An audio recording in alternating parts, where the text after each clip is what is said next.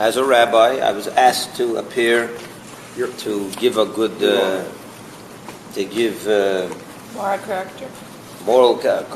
testimony of character and things of that nature.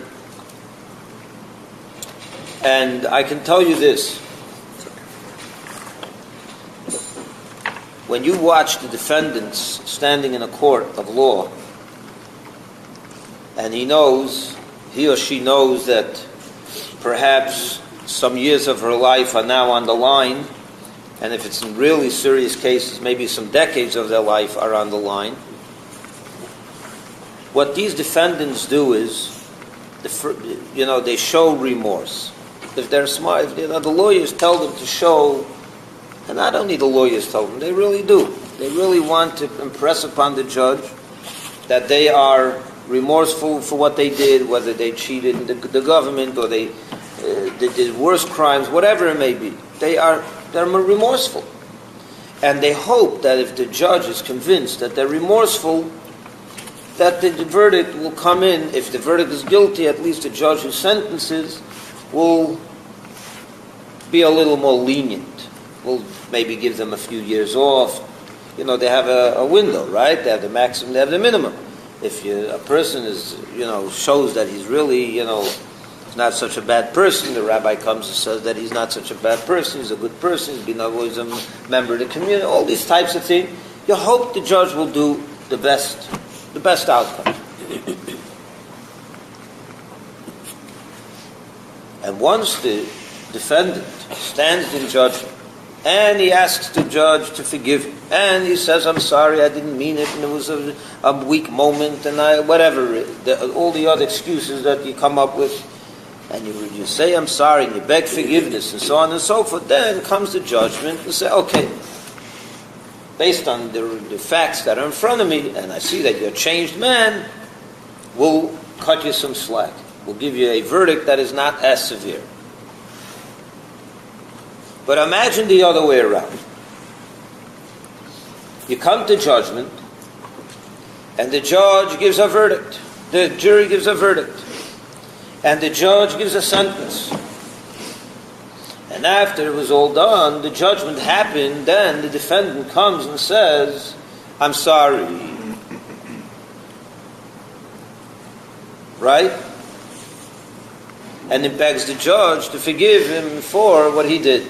And I didn't mean it that well, and there was a misunderstanding, and I was having a weak moment, and all the other things that he said, after everything is sealed and done. Or at least judged.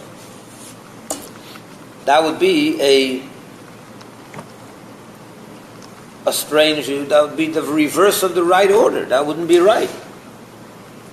Yet, when it comes to Judaism, that's exactly what happens. On Rosh Hashanah we're judged, and on Yom Kippur we ask for forgiveness. It should be the other way around. Yom Kippur should come before Rosh Hashanah. First you ask for forgiveness. You say Al Chet, you bang on your heart, and you say, beg, I'm sorry, and you say it Hashem, I didn't mean it, and I'm going to do better next year. And then hopefully 10 days later he analyzes your situation. You come back for a verdict. You come back for a sentence. That's when Rosh Hashanah should happen. The idea of the Day of Judgment should come after Yom Kippur. It seems reversed. It seems out of order. Right?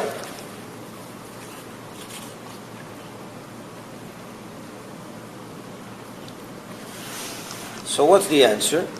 The answer is quite a revolutionary one.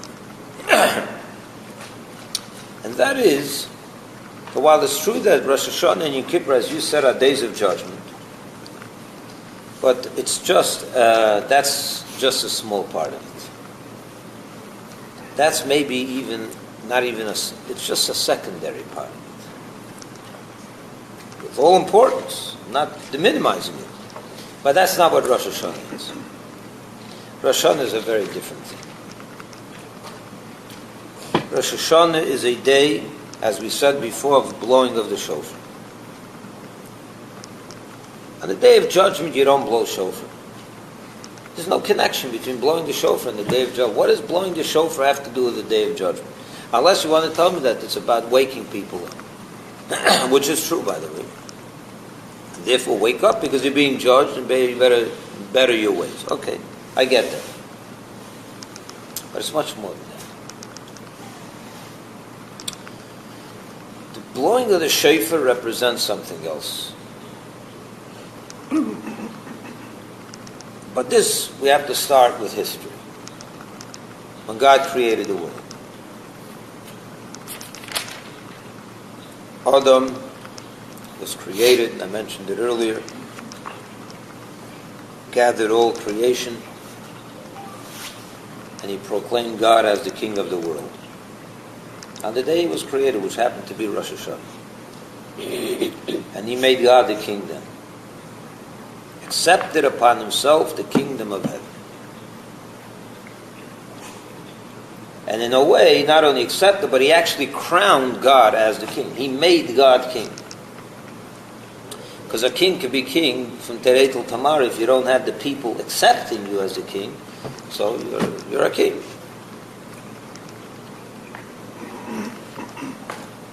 You know, in the Ashrei that we say every day in the prayer, we say, Malchuscha Malchus Kol Olamim, your kingdom is the kingdom of all the worlds. Umemshaltacha, and your rule is B'chol der v'der, in every generation. There's two things, this kingdom and this rulership. Which one is God? A king or a ruler? King. Well, he's both. Well, I just quoted the verse that Paul says he's both. But what's the difference between them? Isn't a king a ruler? The difference is like this. A ruler rules whether you like it or you don't. He's in charge.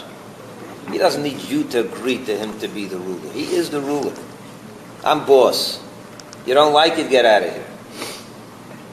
And no matter what, you can just agree or disagree. I'm the boss and I call the shots. I'm in charge. It's going to be my way. God has that power. It's his world. He created. He can do whatever he wants. We like it. We don't like it. He doesn't need us to accept him in order for him to be the king, right? He's the ruler whether we accept him or not. He's asking me for my agreement. The whole thing makes no. What's going on over here? Let's think about this for a minute. Let's go a step further. What does this mean that we crown God as a king, and if we don't crown him, he's not the king? What kind of mishigas is this? He needs us to crown him as the king. When he created the world, he asked someone. He needed their agreement. He's the ruler. He does what he wants. He needs you to agree that he is the king. And if you don't agree, he's not the king. So what does it mean that we crown him? What is this, some kind of a game? I would think it would be that God would know we are accepting whatever he does, whatever he gives us, whatever he creates, whatever. That we're accepting. Yeah. But that's not called, that's a different thing. That's once you know.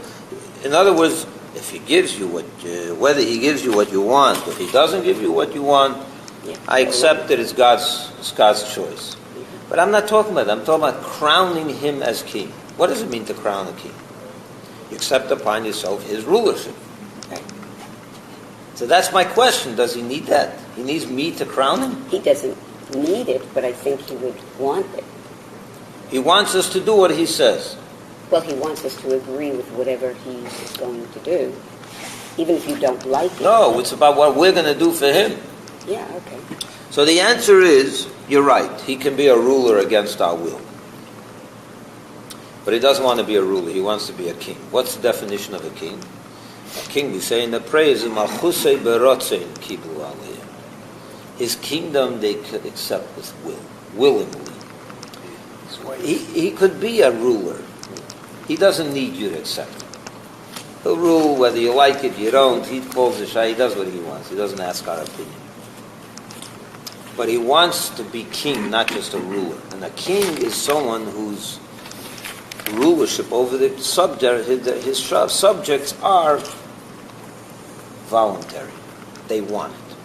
And that's what he wants. Therefore, he puts us in this world, and that's why he created the world. So that we should be here to accept him. Just like Adam Rishon did, the first man accepted God the first day. That's, my friend, that is what Rosh Hashanah is about. The willingness of the Jewish people to accept God's rulership. To crown him means that we, not only is he a king because he decided to be a king, but he is a king because we decided that he should be our king. That's what Rosh Hashanah is. For him to be a king because he's a ruler and he's all powerful and to do what he wants, there's no need for Rosh Hashanah. He just does that and finished. Rosh Hashanah is where the second step comes in. We take him from being a ruler to being a king, which is with our volition, with our agreement, our acceptance. We want him to be our king. That's what he wants. So if you want to sum it all up, Rosh Hashanah is about making God our king. In other words, he can be our ruler and dictate the terms, or he can have a kingdom. A kingship is where there's a relationship. We want it. Where there's a ruler, there's no relationship. Where there's a kingdom, there's a relationship. We vote for him. We ask him, be our king. We get into a relationship with him. That is what Rosh Hashanah is. To recognize in our own mind that this is a relationship, this is not a dictatorship. Although he could be a dictator. He doesn't need our agreement. But he wants our agreement. He wants us to enter into a relationship with him. That's what Rosh Hashanah is. All the rest is secondary. Rosh Hashanah is about crowning God as king, meaning to recognize that we're in a relationship with him. And in that relationship, doesn't it tell us that we should accept his words? That's what a relationship regardless is. Whether it's good or bad, we should understand it. So let's take it from a marriage. Let's give the old example from an ultimate relationship, which is marriage. What is a marriage? Why do you get into a marriage? Compromise. Fine. Compromise, but I'll take it a step further. I'll say it's much more than compromise. In a relationship of a marriage, it's not about you, it's about them. Right? Think about it. You take two people that come from two different worlds, two different backgrounds, two different environments, and you put them under one roof, and not only under one roof, in one room. And you expect it to be, what did you expect, So the only way it can work is if you completely give up yourself and you're there for that person, and the other way around as well. So that's what a relationship, it's not a one way. Same thing with Hashem. It's not about us, it's about him. If you don't have the Rosh Hashanah, you can't have anything else. You can't have Yom Kippur. If you don't have Rosh Hashanah, then Yom Kippur is a superfluous day. It becomes me. Who are you saying I'm sorry to? For what? You're saying I'm sorry for what? Imagine two people got married, and then circumstances had it that they were pulled away from each other. Second World War, many husbands and wives were separated from each other. The Nazis separated husbands and wives, and they were away from each other for years. Imagine that 15, 20 years later, they're sitting on a park bench. They don't even know their husband and wife. They both changed. They don't even look alike anymore. They don't look the way they looked. And they're looking at each other, strangers. Right?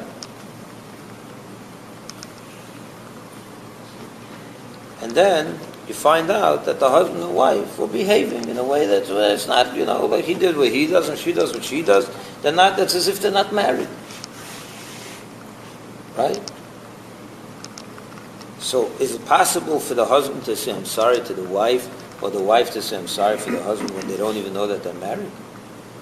They don't even know who the person next to them is. First you have to realize that this is my wife, this is my husband.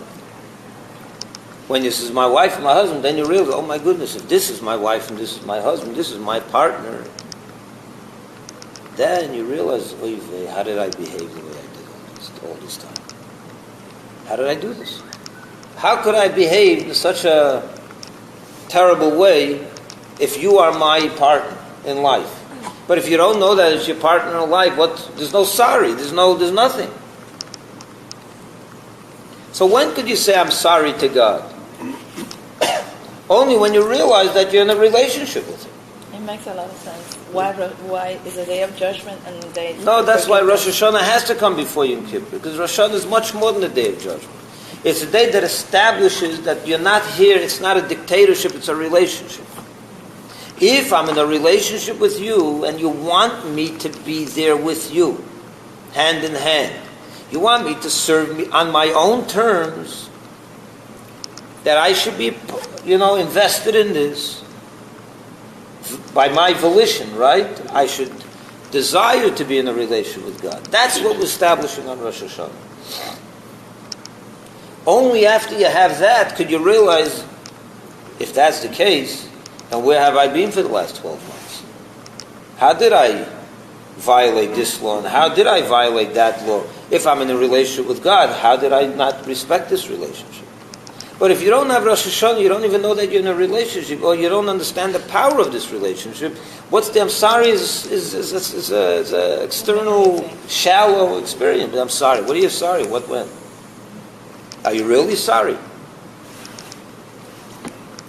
This, by the way, answers another question. Why so many people, all of us, you say al-chet.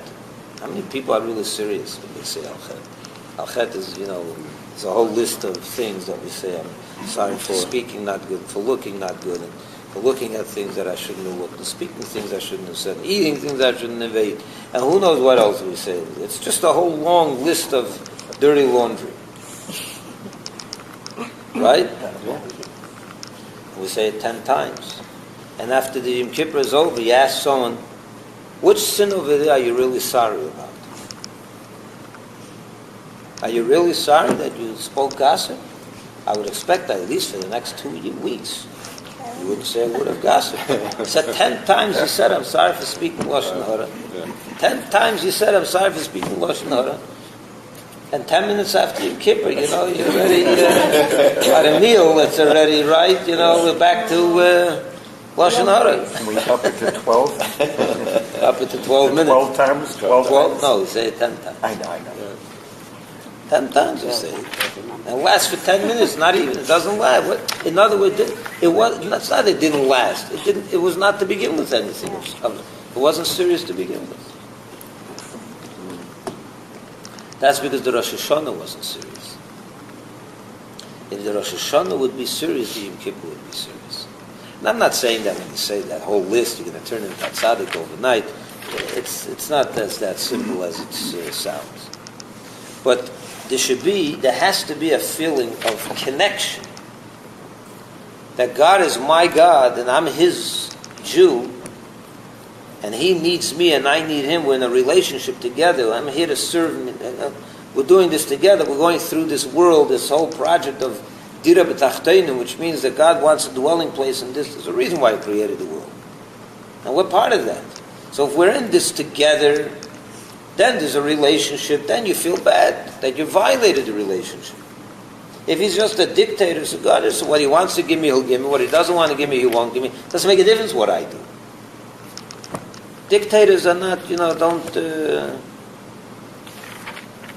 it's not a relationship. That's why Rosh Hashanah has to come before Yom Kippur. And that's what Rosh Hashanah is. The blowing of the shofar is the act.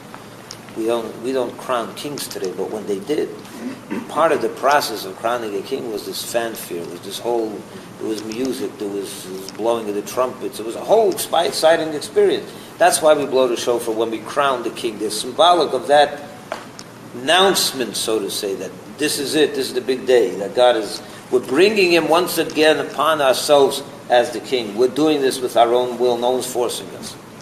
We want this. When we say a day of remembrance, so this is so why is it a day of judgment? The fact that it's a day of judgment is because it's the beginning of the year. What is the beginning of the year? It's the day God created mankind. So in the first time He created mankind, what did He do? Did mankind deserve to be created? Did Adam deserve to be created? No. He didn't do anything. There was no one there to deserve.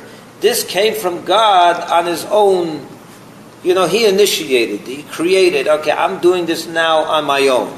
I'm gonna express a kindness and create mankind for no reason. They don't deserve this. I'll become king over them with this one time, based on my own initiative.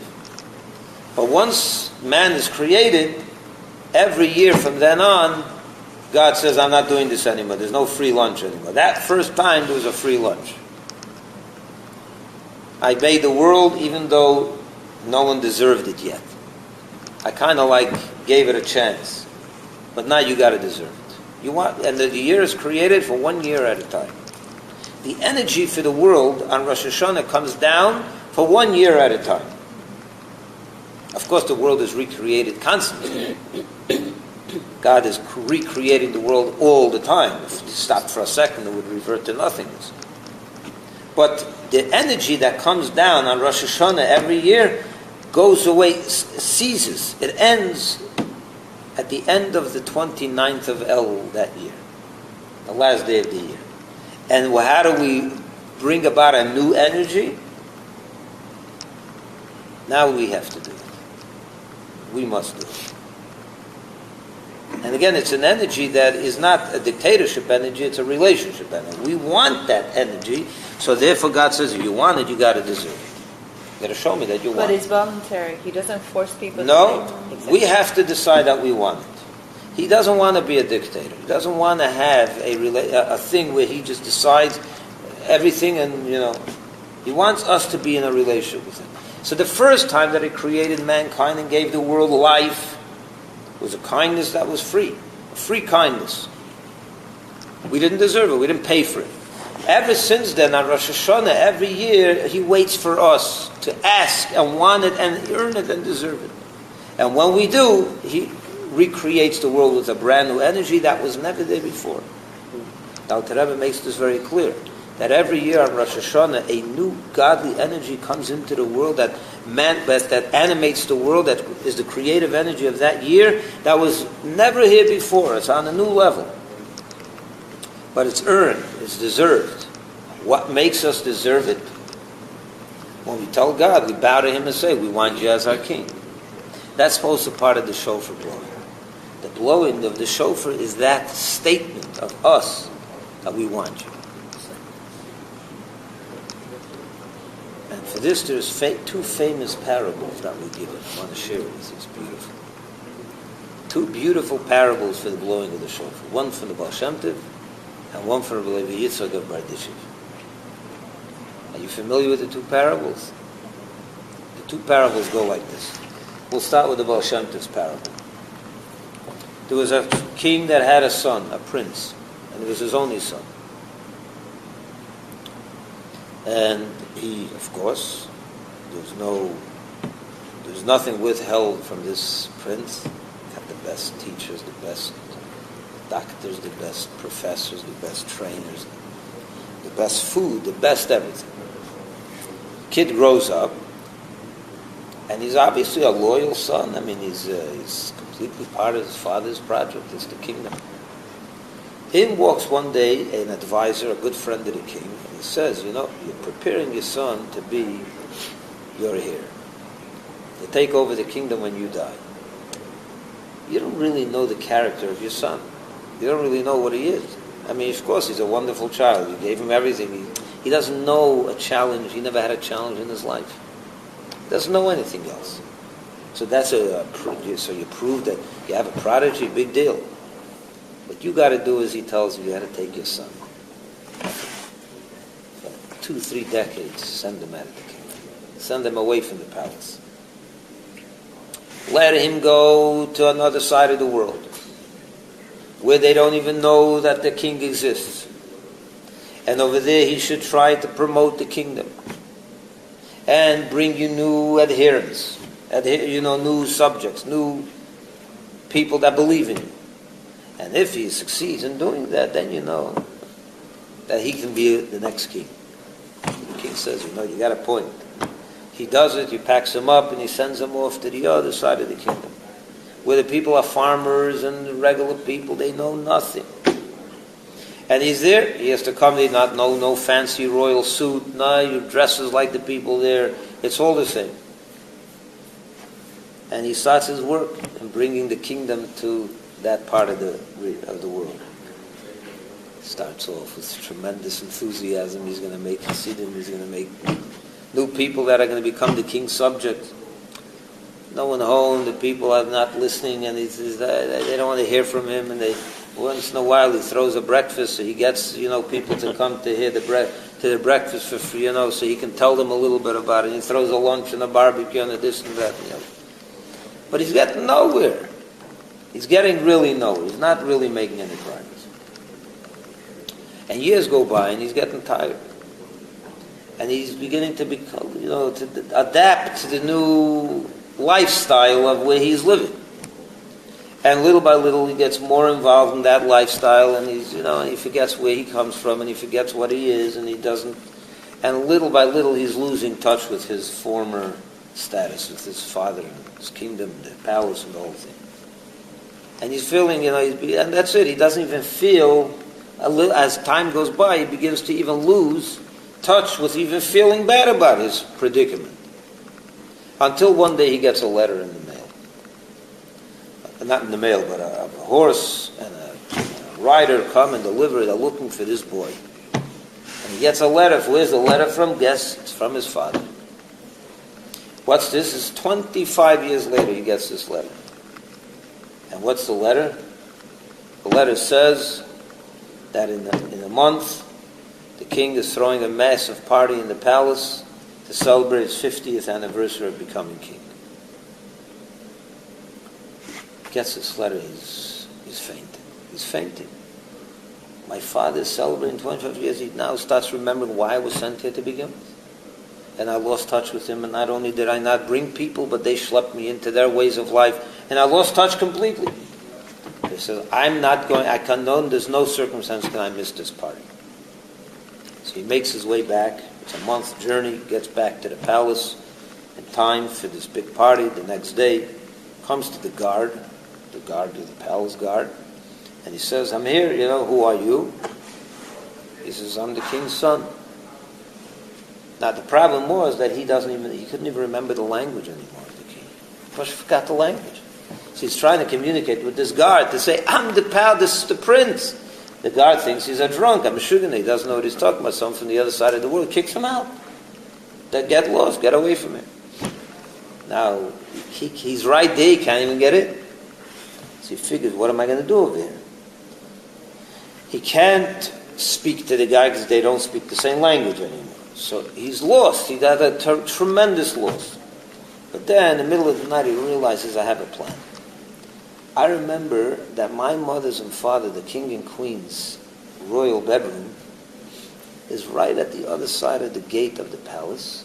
It's at the edge of the palace. I'm going to go there, and I'm going to scream to my mother and father. I'm going to shout, and hopefully they'll hear me. They won't understand me because I can't speak the language anymore, but my voice they'll recognize. The voice that recognizes my voice. He does that, and he starts screaming, screaming.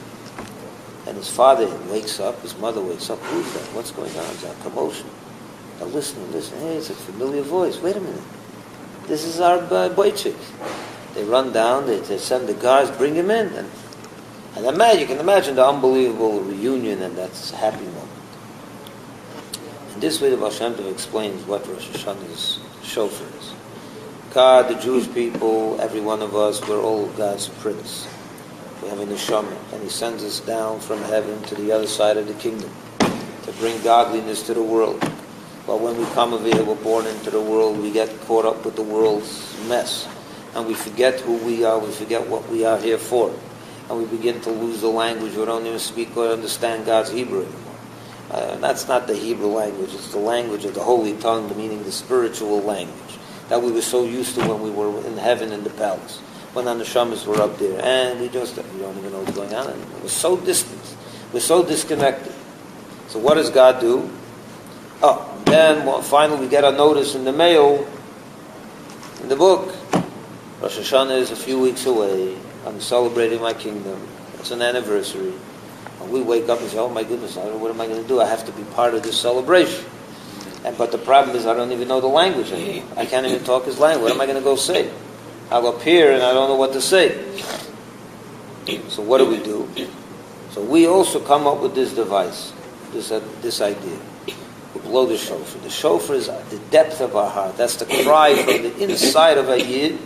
That cry God recognizes. We may not understand his language. We may be so disenchanted, so disconnected and so on. But the inner core of a yid, of a person, is still right. And that comes out in the sound of the shofar. And that Hashem recognizes, and all the rest is history. The second parable is even better. Not even better, I shouldn't say that, but also beautiful. If you allow me for another few minutes. The Bardishiva says like this. He gives the parable of a king that went on a trip and got lost. Got lost in the forest. And he's alone. And his horses are going nowhere. They're lost completely. They don't know how to get out of there. Nighttime comes. Next morning, next night, and he's running out of food, and he's running out of water, and it's a disaster. There's no one around. He's nowhere to even turn. And he's getting tired. He's getting hungry. He's getting thirsty. He's getting exhausted. He's dehydrated. And he's at his last strength. He sees from a distance, finally he sees from a distance a little house in the middle of the forest with a little lamp. So he crawls up to the house, knocks on the door, mamish exhausted. A guy comes out. Of course he doesn't know who the king is. He never even heard of him. Knocks on the door. How can I help you? I need water. I need something to eat. He sees a person who's in desperate need. He brings him in. He gives him something to eat. He cooks him up a meal. He lays him out on a bed, and he revives him. The king gets up the next morning. He tells him, I want you to know that I am a king. And I have a whole kingdom. And I lost everything. Not I lost everything, but I'm lost here. I don't know how to get back to my kingdom. Thank you for saving my life. He hears about the king and his whole thing, a beautiful idea. And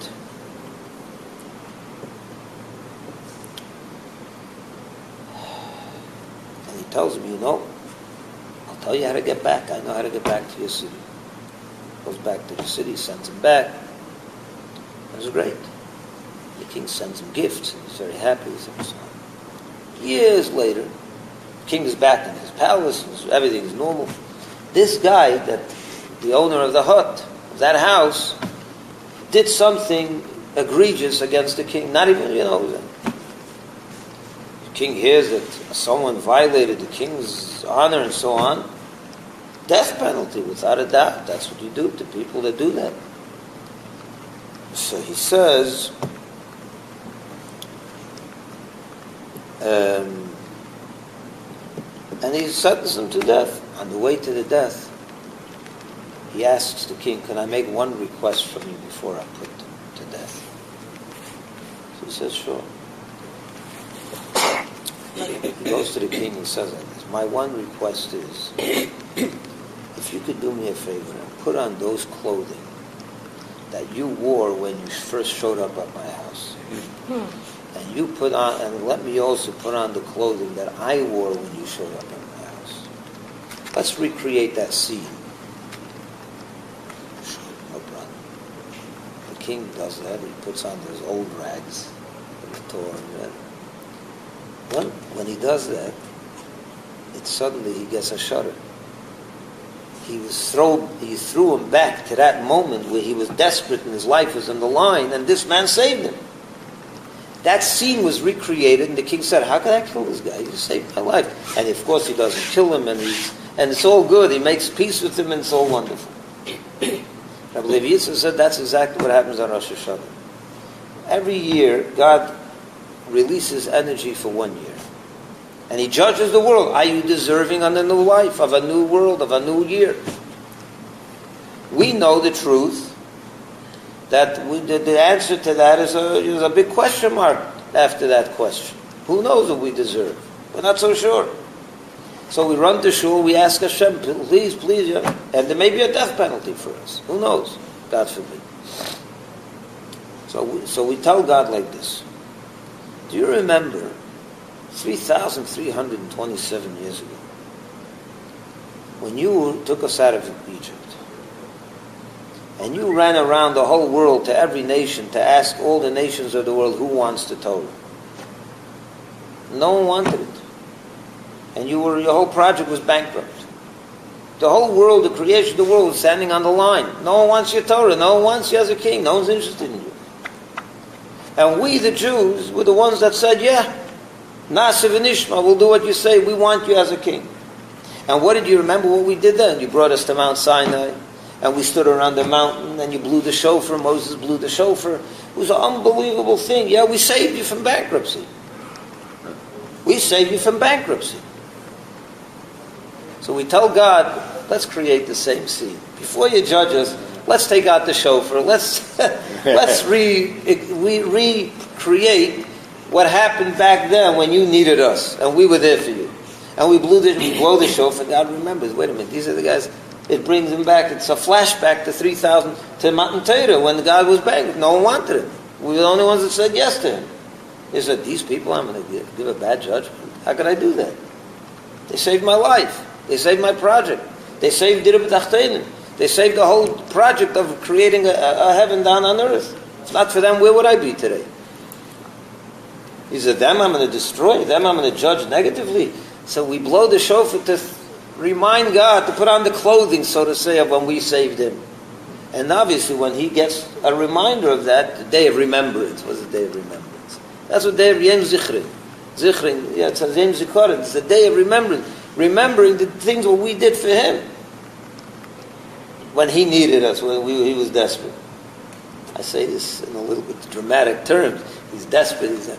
God is beyond desperate. He's beyond all this. But in a sense, there's truth to that. So we blow the shofar to remind him of that scene. When he's reminded of that scene, there's no other option for him than to give us a good year and a blessed year. So that's why we blow the shofar. One is to remind God that he owes it to us. And another, the Baal Shem Tov's parable, is to show him that we are really interested in him.